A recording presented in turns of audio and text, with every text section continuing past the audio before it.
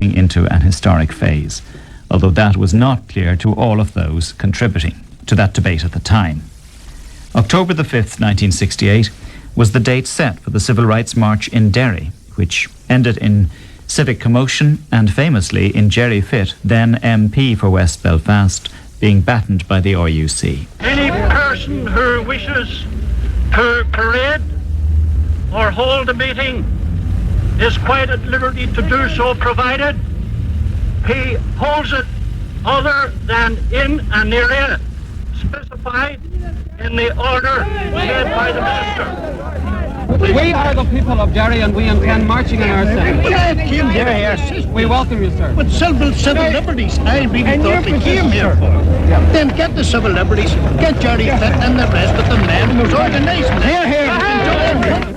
It was the RTE film footage by Gay O'Brien which had a profound effect on world opinion.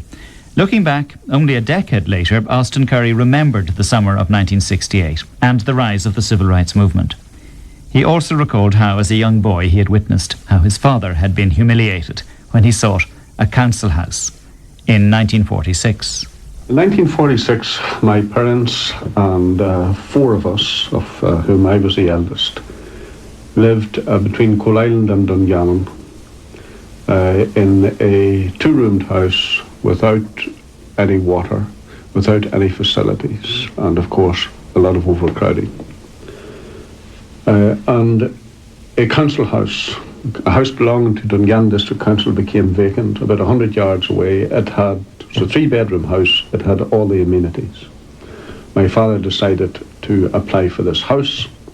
He got on his bicycle, he rode 16 miles to the house of the then chairman of Dungannon District Council, Mr. Moses Busby.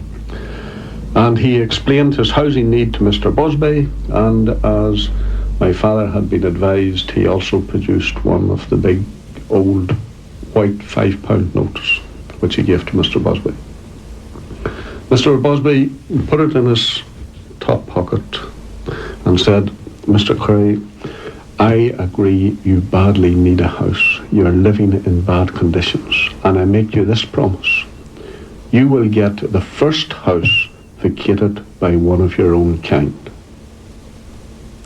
My father got on his bike and he rode the 16 miles back to the old engine bridge, and he knew his chances of getting a council house were nil. My father was part of the system. Moses Busby was part of the system. In 1968, when the house was allocated in the village of Caledon to a 19-year-old unmarried girl, while 269 other people were on the waiting list, and the great majority of those far, far more in need of a house than Miss Emily Beattie. Miss Emily Beattie was part of the system, and the councillor, Mr. Scott, who allocated the house in Caledon, was part of the system as well. But things hadn't changed in those, from 1946 to 1968, those 22 years. The only difference really, I suppose, was that I then was the MP for East Tyrone and was capable of doing something about it. This allocation of the house to a 19-year-old unmarried girl was, of course, a blatant example of the then system.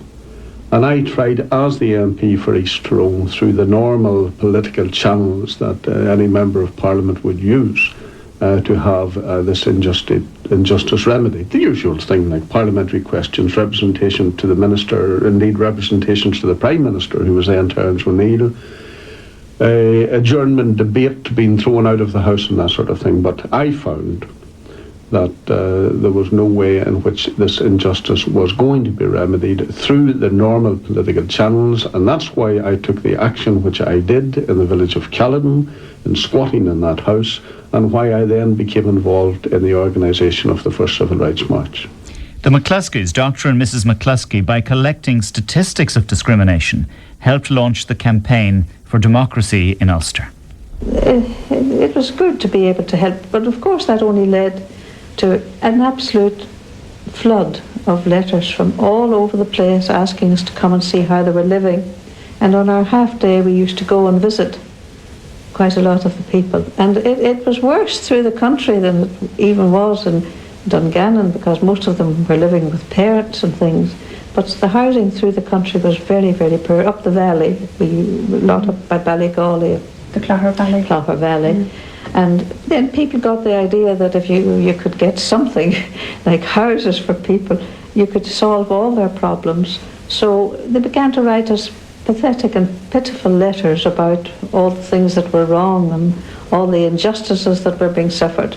And that was why we formed the Campaign for Social Justice in Northern Ireland. And all we ever wanted and to really fix was a house letting on a point system, one man, one vote, so that people could really express themselves in the ballot box. And jobs. Terrific discrimination in jobs, and we highlighted that too, and we tried to get the correct figures for everybody that was working, and that was a very difficult thing to do. So we started to gather our facts, and indeed it was difficult enough to get them because most people were afraid to supply us with facts, and we produced questionnaire forms and we circulated them to various people, and none of them had to sign them, and strangely enough many of them didn't even hand them to us. We would hear at night when we'd be looking at the television or a plop in our front hall when somebody slipped a document through the letterbox, and that was another set of statistics. And the Nationalists, unfortunately, not been terribly well schooled, were very poor at this kind of thing, and they very often issued wrong statistics, and of course the Unionists, much better educated and in better circumstances, shot them down. We were determined that that would never happen to us, and it never did. So you put it all together in the Plain Truth? We did. And then you had to choose the people to whom to send it? Yes, well, we gradually we circularised all the MPs, and of all the parties we sent documents to America, to very sympathetic people there, and in the end Paul Rose, supported and aided and abetted by Jerry Fitt, got the Campaign for Democracy in Ulster going, and Jerry Fitt was splendid in presenting our facts. And now when people are not so favourably disposed to Jerry Fitt, it must be said that Jerry Fitt was the first who stood up in Parliament and let the facts be known, and we bombarded him with facts. He knew they were correct, and he and Paul Rose and some of their other left-wing Labour members together fought our case. But unfortunately the top echelons of the Labour Party were most unhelpful and very timid, and wouldn't do the thing, wouldn't stand up to the Unionists. And as it happened, the only people who ever stood up to the Unionists were the Tories, people like Edward Heath and William Whitelaw. And so the McCluskeys' Dungannon-based Campaign for Social Justice won a hearing among Westminster MPs precisely because it was so factual. Not the old bombardment of anti-partitionist propaganda, but detailed case histories of blatant discrimination. And the Campaign for Social Justice helped to encourage the Campaign for Democracy in Ulster. Ivan Cooper, a founder member of the SDLP, and incidentally a Protestant from County Derry, was another of the early civil rights leaders. I was born and brought up about 10 miles from Derry City. From a very early age, I had been going to the Bogside from the age of 12, where I befriended a lad called Dermot McClenaghan in Wellington Street in the heart of the Bogside. I played football there, and I made a number of friends. Later on, I went into the shirt industry, and then, of course, you met the women of Derry who went out to work whilst their husbands stayed at home. But those women were a living symbol of the deprivation and the injustice which existed in Derry. I got involved through my friend of 12 years of age, Dermot McClenaghan, and I got involved in housing problems initially. And in those days, people were living in absolutely deplorable conditions in the Bogside. The Unionist Corporation wouldn't build houses because at that time you got a vote if you became a tenant of a house or a property owner. So therefore they didn't build any houses, because houses meant votes, and votes meant that the gerrymandering of Derry would go out of the hands of the unions. And in contrast to all of that, a quite different perspective next from Lord Brookborough. He had been Prime Minister of Northern Ireland from 1943 to 1963. He was no admirer of his successor, Terence O'Neill. And in retirement, Lord Brookborough gave many interviews in which he defended the old order and advocated not so much too little too late in response to the demands of the civil rights movement, but rather what one might characterise as so little so late that it comes as no surprise that his own era is now seen as a continuation of what Lord Craigavon famously described as a Protestant Parliament for a Protestant people. Here is Lord Brookborough talking, as the Northern Troubles began, with Don McManus. Lord Brookborough, you've had a long and stormy political career. If you were starting life again, would you choose politics?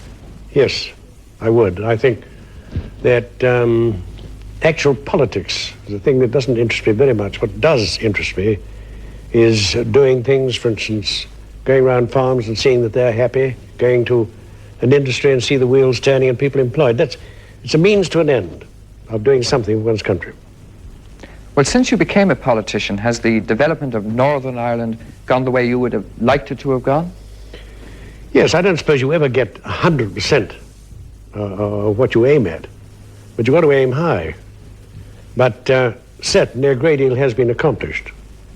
And I've had the good fortune of being in two ministries that have been directly of benefit to the farmers in the first case as Minister of Agriculture, and to industry and people who are seeking employment in the other. And it's been a very satisfactory type of work. Well, have you personally any regrets about the course of Northern Ireland development under your leadership in any department? No, I don't think so. I mean, I have that limitation, and it hasn't been 100% of what I got at, but then who does get 100% of what they want? Well, during your 20 years as leader of the government, there appeared to be very little contact between North and South. Yeah. Why was this? Well, I think partly the reason was because the South claimed Ulster as part of their territory. Well, as a political head, I couldn't accept that. In fact, I said that I'd be delighted to meet Mr. Lemers, but he had got to accept our constitution. That is one reason. The second reason is because during nearly all my time as Prime Minister, there were attacks by IRA and outrages, as we consider them, at that time. And of course, it was so foolish, because an Ulsterman is a very tough individual, as I know, as Prime Minister. And he's not going to be druv, as they say. Now those are the two main reasons as to why the separation existed mentally, spiritually, if you like, as well as materially. Well, were you yourself for closer cooperation? Neighbourliness, yes, but no weakening of my political outlook, which is part of the United Kingdom. Well, since you resigned as Premier, Captain O'Neill has met leaders in the South. Do you think this has helped improve relations between the two areas? Oh, yes, there's no doubt about it. I think that, after all, we can disagree, but we can be neighbours. I mean, as a politician, you can disagree very often with a man and yet be very friendly with him, as I've often done.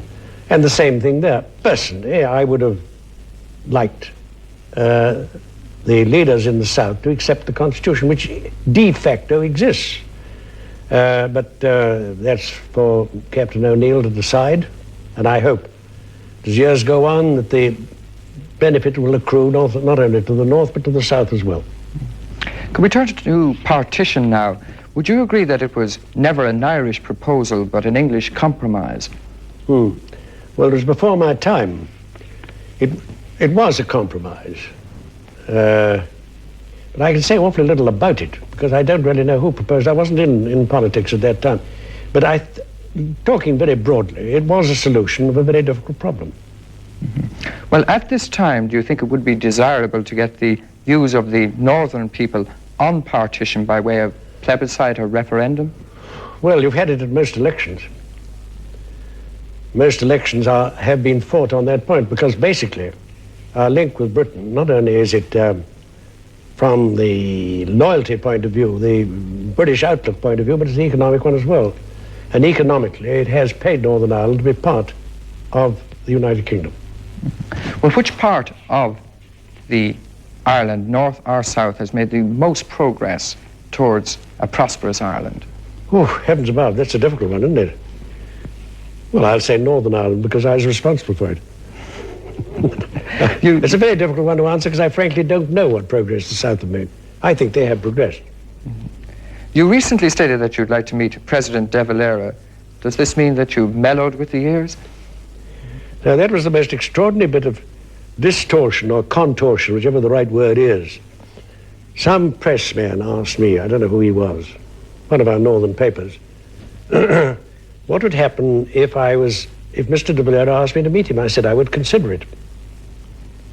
Immediately that comes out that I have asked to see Mr. De Valera. In fact, one of the papers in the South said that I was nearly done anyway, and I might as well have my request and meet Mr. De Valera. I mean, it's a pure distortion, and the same thing applied. They asked me what did I think of him. I said, well, I disagreed with his policy, and I'm talking about that for his followers as well. And I disagreed with his methods, and again, his followers, I mean. But I did admire a man who was prepared to go through what he did, discomfort and danger, for his ideals. That was put down in the papers that I admire his ideals, which I certainly do not. Or would you personally like to meet him? I'll consider it if I'm asked. Finally, Lord Brookborough, do you at any time in the future foresee you united Ireland? No. Emphatically no? No. Well, I can tell you this, and as I said the other day in another interview, you'll get a united Ireland when the Ulsterman changes his ideals. That's to say that he no more considers the link of the crown as adequate, or the South considers that they should be part of the United Kingdom and that they appreciate the link of the crown. Until those two things happen, I don't see that you can have a united Ireland because their views are so divergent. Thank you very much. Some recordings from the 1960s. That was Lord Brookborough with Don McManus. And